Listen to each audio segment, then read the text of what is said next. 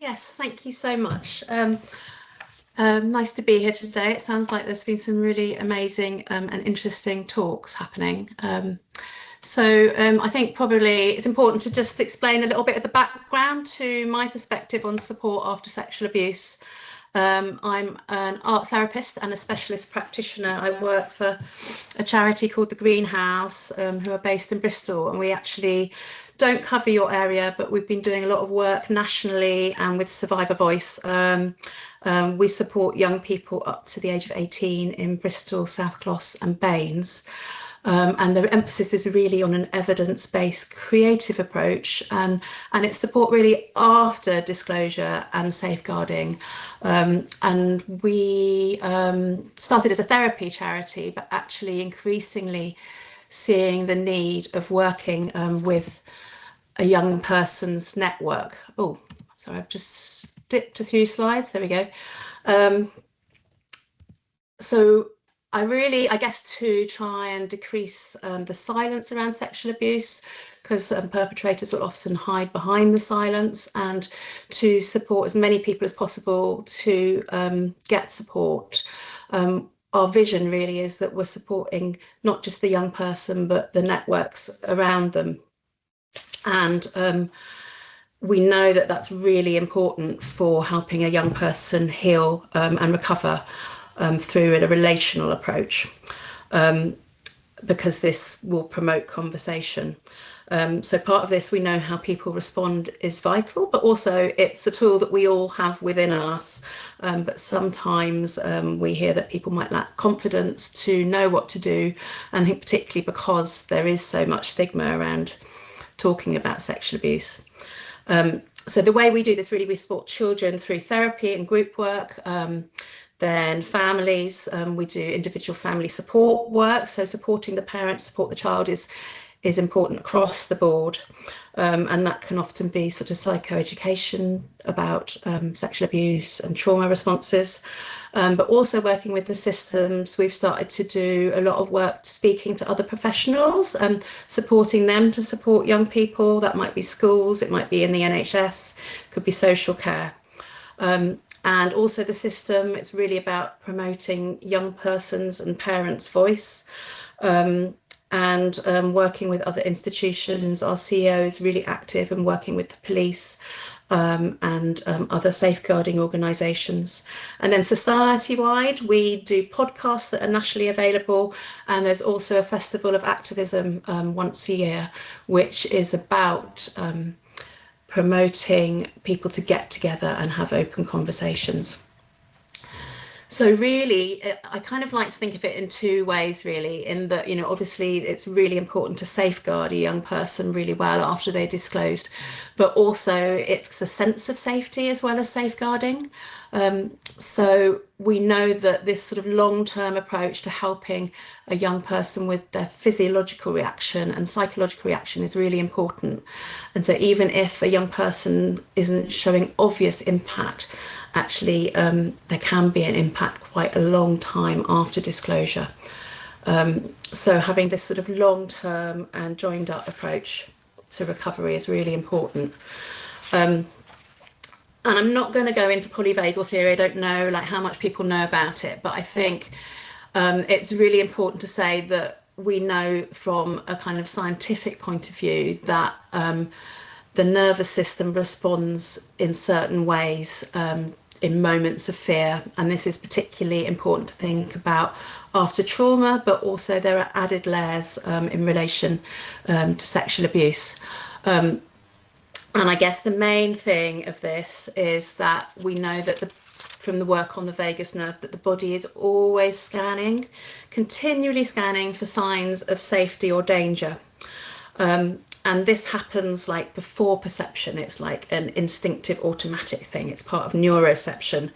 And I'm doing this with my hands, partly because it's quite calming. But if something happens, we know that the body can go to kind of those extremes of mobilization. So a lot of people would have heard about people talking about fight and flight, but there's also that immobilization, that real shutdown. But I think what's important for the moment about this theory is that we all seek out relationship and connection as the first thing to help us recover from this. So we turn to trusted others to help us to feel safe. And I think that's a really important thing to remember.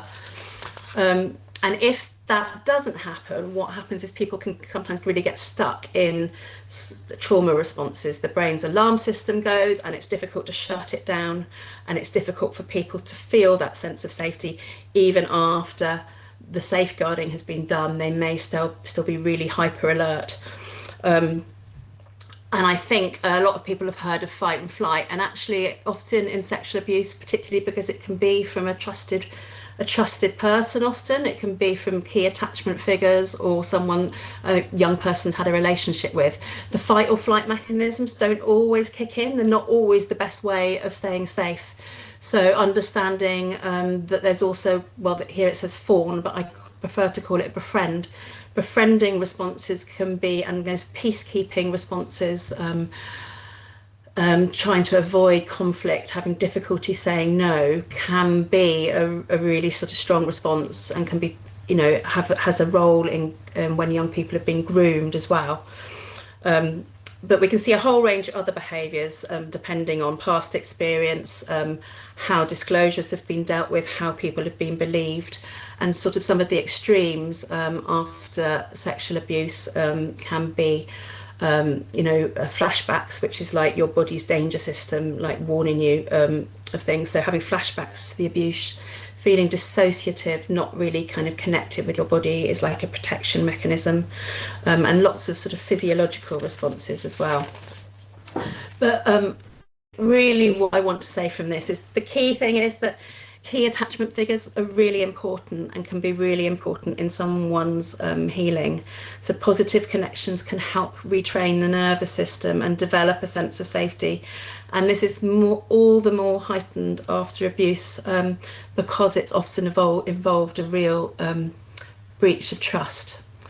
So 2 quotes there, one Karen Treisman, every interaction is an intervention, and our capacity to heal each other is really important. So just to kind of drum home the importance of that relational support, I've got a little slide here on co-regulation. So one thing that we can do to help a young person to regulate is understand more about our own regulation systems. And actually we know that being regulated helps people to relate, and it's also within education like one of the things that really helps people to learn. But we also know that having a supportive other who is helping you to regulate just by being regulated themselves can be really important. And sometimes this can kind of be a dual process. Some of you may have seen diagrams about the window of tolerance before, but it's this idea sort of loosely related to polyvagal theory that we have the capacity to stay regulated by increasing understanding. So there's an optimal area in the middle there where we feel regulated, we're feeling okay, we can do stuff. But when your nervous system is highly activated, you might go really quickly into hyperarousal and equally quickly down into like frozen response, and you can swing between the two, and it's difficult to stay in the middle. So I use this with young people all the time to help them in their understanding and question like what helps you move back into the middle. What is it that causes you to get hyperactivated, or what is it that causes you to freeze? But I've noticed more and more I do it with myself all the time. I'll do it before speaking to a young person, sort of checking in with myself, during and after interactions with them. I will be just asking myself questions about what I need. So there are some questions that you can kind of ask yourself when you know you're working with someone who can be particularly activated in different ways. What helps you? I mean, and it's, I think, often we try to teach young people breathing techniques and they go, they don't work, you know, what's the use of doing a bit of breathing? But actually for me, it is often just taking 2 really big, deep breaths before I start something. But it could be like eating something, having an extra strong mint. We know that when the body's eating, it feels safe. It could be anything that works for you. And I think being curious with yourself about what works for you will also help you be curious about what works for a young person. I've particularly found this next bit of information, like really important with my work in young people, and it's not something that's so often talked about. There's a particular study that just talks about 4 trauma dynamics that are really prominent after sexual abuse. And it's really saying that our kind of normal trauma framework isn't always enough in understanding a young person. And the main things that they say can happen is there's been a really strong sense of betrayal often in sexual abuse. So that can be really prominent. The young person was really feeling betrayed. There's a huge amount of stigma and silence around sexual abuse. A young person will have felt a huge sense of powerlessness, which can continue even after they're feeling safe. And also traumatic sexualization, which might come out in over-sexualized behaviour or fear of touch in all sorts of different ways. And so thinking about a young person in relation to those 4 things can often be really important to increasing understanding and empathy. And what I've actually put on there is almost what I kind of like to think of as the kind of antidotes to this. So when someone's felt betrayed, actually building trust can be really important. Sense of powerless, giving choice and voice and collaborating with a young person can be really important. Belief and understanding can be really important for avoiding stigma, and really positive sex education, relationship education, but also empowerment and giving someone positive relationship with their body through exercise, building their physical resources can be really important when thinking about traumatic sexualization. So it's all of these things that we try and build into our work with other professionals. So part of my work is doing consultations with schools and people in the NHS. And these are some of the things that we see can be important to think about and what people want. It's like that space to reflect and understanding how those dynamics might inform the decisions you make to work with a young person. And it can be something quite simple, just like doing regular reviews and asking them how things are going. Or, you know, even with a young person, just asking them if it's all right to do something. I think just modelling that respect. So some example, just quickly, I work with an associate psychologist who kind of emerged, there were real power dynamics in the room. They were tended to align more with the parents thinking to do with the young person, and they were giving them sort of forms to fill in, like sort of homework style things. And actually they brought more creativity into the room. They asked the young person how the sessions were going and what they liked about them, and it really helped them to build a more collaborative relationship with them. I think I will move through that one quickly, just because I know we're running out of time, and it feels important to talk about this work because this is something that I think I can make available to you. We developed a schools guidance booklet with our young person's voice group and our parent group, and we see the importance of schools in providing long-term support, then that consistency, and we hear that over and over again. Actually, you have the capacity to build a relationship with a young person over time. So this booklet was really about you know, how schools can continue to do what they do well, and some of the things that young people have fed back about what worked for them and what didn't work for them. So again, we've thought about trust and building that, and choice, voice and control, but we divided the booklet into 4 main areas, and we tried to put kind of lots of quotes to illustrate what our young people think in next to these areas. So we hear that it's really important to do a whole school approach, and it's not just about supporting that young person, but also thinking about the culture in a school.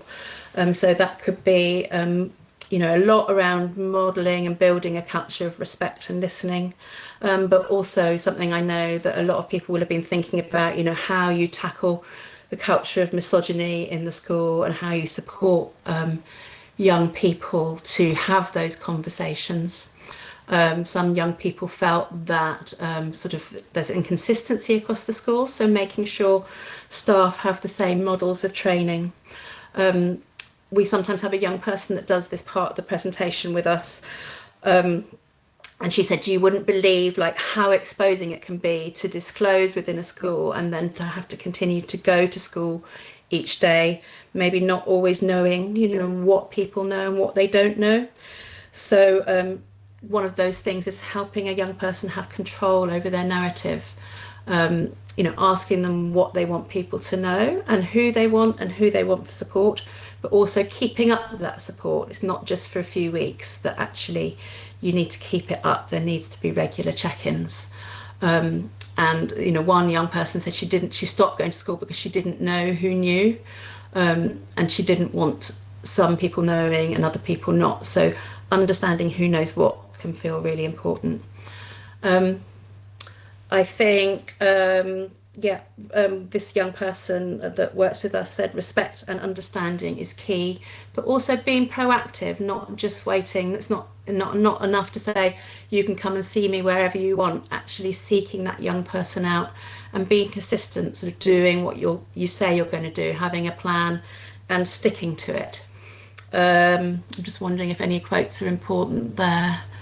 There's something about language. My teacher showed me an email she sent to my teachers, and we talked about the wording together until I was happy with it. I talked a little bit about that before, how the wordings can be really important. A parent was saying, consulting the parents, often the parents might know what's working for a young person at home. So really getting the parent's voice for the more sort of personal approach to that young person. But also being as flexible as you can within the school boundaries. I work with someone where they traffic light the timetable system, so it allowed some people to have a reduced timetable and go to those lessons they found easier, whilst working to help the support in the lessons that were less good. So that communication across the school and control of narrative, I think, is something that's come up into all of these. But with consent and control from the young person. And that's really where I want to end today, but I think we wanted to bring in young person's voice to talk about what might be doing well and what's not so good, and also that it's not, these are all resources we have within us, but I think sometimes it's thinking through that extra lens of a trauma-informed approach and the sexual abuse sort of traumagenics as well. Although the greenhouse service isn't available in Somerset, I know that there are services available in Somerset with very similar approaches, but we can make this leaflet available, and I know that there's going to be questions later, so be very welcome to answer any questions that you have. Thank you.